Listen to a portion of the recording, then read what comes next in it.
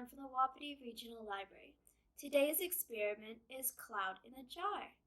This cloud in a jar experiment is going to teach you all about evaporation. I'll show you a clip right here.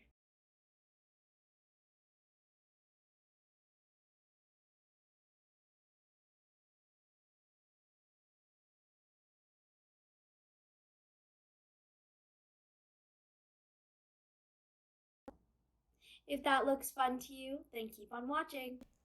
What you'll need for this experiment is some hot water, an aerosol can of hairspray, doesn't matter the brand.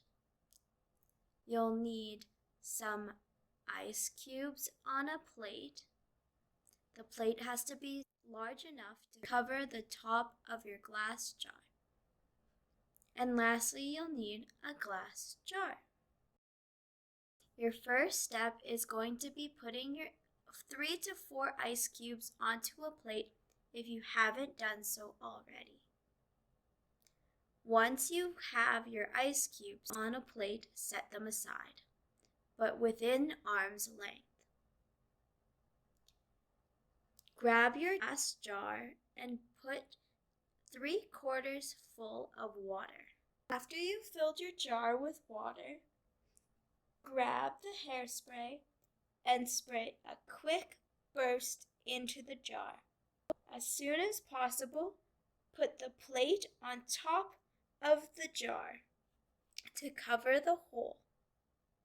The cold ice will make the water and the hairspray evaporate,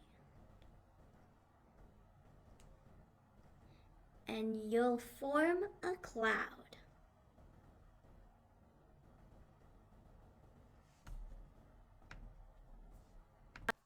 Another fun thing to do is take off the plate. As you can see, the steam will rise up and you can play with it. Hi guys, I hope you had fun making this cloud in a jar experiment. If you did, then I hope to see you for another Science Center.